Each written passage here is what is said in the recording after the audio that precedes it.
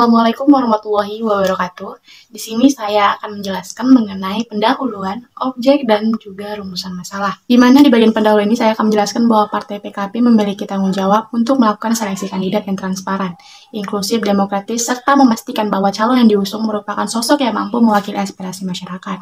Makalah ini akan dibahas dengan langkah-langkah seleksi kandidat dengan kriteria yang digunakan serta peran partai dalam menentukan calon yang tepat. Di pemilih dalam makalah ini juga akan dibahas lebih lanjut mengenai langkah-langkah seleksi kandidat pada Partai PKB, kriteria yang digunakan serta dampak dari proses seleksi. Kemudian objek partai, di mana Partai PKB ini atau dikenal dengan slogan maju tak gentar, membela dengan benar, dari pemilu ke pemilu mengalami dinamika yang menarik. Menganalisis dinamika PKB, internal maupun yang berkaitan dengan kompetensi pada waktu yang pemilu yang dilihat. Partai PKB lahir sebagai manifestasi keinginan politik warga Nahdlatul Ulama atau NU yang dilepas dari dinamika yang mewarnai politik pasca lengsernya Soeharto. Nahdlatul Ulama ini menerima banyak usulan yang mengerucut pada adanya keinginan untuk membentuk partai politik yang berbasis Islam pada 23 Juli 1998. PKB dideklarasikan di kediaman PBNU-HK, Abdurrahman Wahid. Dalam sambutan Ketua Umum PBNU, Abdurrahman Wahid mengatakan PKB didirikan untuk menjawab permasalahan pertama secara kelembagaan NU untuk berpolitik praktis secara digariskan NU ke-27. PKB didirikan untuk wadah bagi aspirasi politik warga NU yang diperkirakan sekitar 40 juta jiwa. Nahdlatul Ulama dalam proses berdirinya Partai PKB ini sebenarnya melalui dinamika yang perdebatan yang panjang dan cukup signifikan. Hal ini terkait dengan keputusan hasil Muktahar NU yang ke-27 Situbondo. Di mana juga meski secara kelembagaan partai ini secara jelas mencantumkan Pancasila sebagai asas, yang tetapi juga tidak dipungkiri bahwa kelahiran PKB dibidangi oleh organisasi keagamaan terbesar di Indonesia, di NU, atau dikompromikan antara identitas sebagai partai politik nasionalis. Partai Kebangkitan Bangsa ini memiliki ormas yang mendukung Partai PKB sendiri, antara lain itu adalah Hizbut Tahrir Indonesia atau HTI. Narasumber yang kami wawancarai adalah pemenangan pemilu Pak Zaira, kader partai itu Pak Zaira juga, Salim Ritonga, kemudian masyarakat mencalon juga dari Pak Dedi dan pengurus Yoberman. Rumusan masalah ini, bagaimana Partai Kebangkitan Bangsa melakukan seleksi kandidat yang pada tahun 2024, dua, bagaimana tahapan yang dilakukan Partai PKB dalam merekrut para kandidat, dan yang ketiga, Partai PKB demokratis dalam melibatkan masyarakat di seleksi kandidat atau tidak, dan kemudian keempat, bagaimana Partai PKB dalam mengusulkan nama-nama calegnya.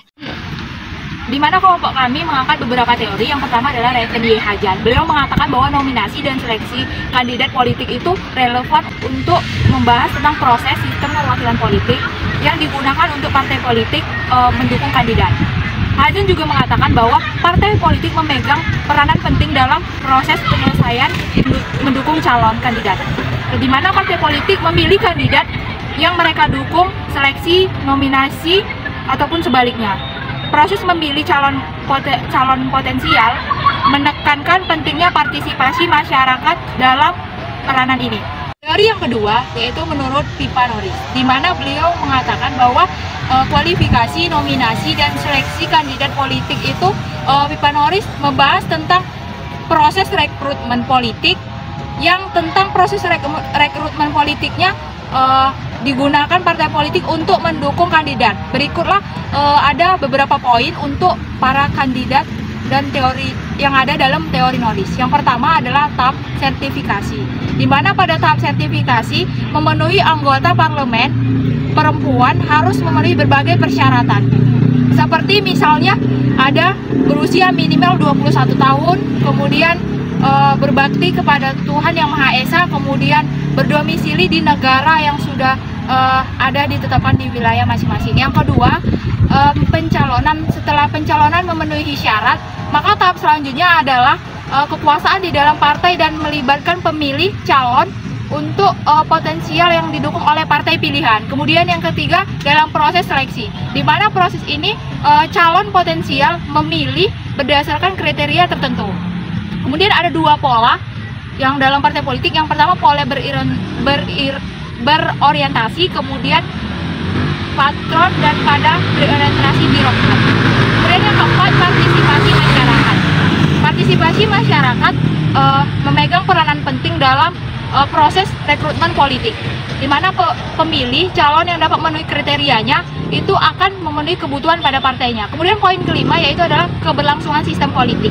Rekrutmen politik ini sangat penting bagi masyarakat untuk keberlangsungan sistem politik supaya tidak terancam pada elit yang mampu melaksanakan tugas mereka. Saya akan menjelaskan tentang tahapan sertifikasi. Syarat bakal pencalonan legislatif. Undang-Undang Nomor 7 Tahun 2017 yang pertama memiliki riwayat pendidikan minimal SMA. Yang kedua itu telah berusia 21 tahun yang berdomisili di Indonesia dan sebagai daftar partai. Yang ketiga itu pasal 240 huruf A Undang-Undang Nomor 7 Tahun 2017. Calon anggota DPR, DPRD, serta DPD harus memiliki sehat jasmani, rohani, dan bebas penyalahgunaan narkoba. Adapun syarat khusus bagi kepala atau wakil kepala daerah, aparatur sipil negara, TNI, Polri, karyawan BUMN atau BUMD, dan lembaga lainnya itu menjadi calon anggota legislatif harus mengundurkan diri terlebih dahulu. Kelima itu pasal 240 ayat 1 Undang-Undang Nomor 7 Tahun 2017 tentang pemilihan umum. Pasal tersebut berbunyi tidak pernah dipidana penjara. Berikutnya itu tahap pencalonan anggota DPR, DPRD Provinsi, dan DPRD Kabupaten Kota. Yang pertama mengajukan verifikasi penyusunan DCS dan penetapan DCT. Berikutnya pengajuan bakal calon sebagai dimaksud pada ayat 1 huruf A meliputi yang pertama persiapan pengajuan bakal calon dan pelaksanaan pengajuan bakal calon. PKPU atau persyaratan pengajuan bakal calon. Yang pertama itu persyaratan pengajuan bakal calon sebagaimana dimaksud dalam pasal 7 ayat 2 huruf A meliputi yang pertama disusun dalam daftar bakal calon, yang kedua daftar bakal calon sebagai di mana dimaksud memuat paling banyak 100% dari jumlah kursi pada setiap dapil. Dan yang ketiga itu daftar bakal calon sebagaimana dimaksud dalam huruf A wajib memuat keterwakilan perempuan paling sedikit 30% di setiap dapil. Yang berikutnya itu AD atau ART Partai PKB atau keanggotaan. Dalam pasal 3 ayat 1 setiap warga negara Indonesia dapat mendaftarkan diri menjadi anggota partai. Yang dalam pasal 2, setiap anggota yang telah ditetapkan menjadi anggota partai diberi kartu tanda anggota partai oleh DPC. Dan ayat 3 yang isinya bentuk pengesahan dan registrasi penomoran kartu tanda anggota diatur dalam peraturan partai. Dan pasal 6 ayat 1, partai melakukan rekrutmen terhadap warga negara Indonesia untuk menjadi anggota partai.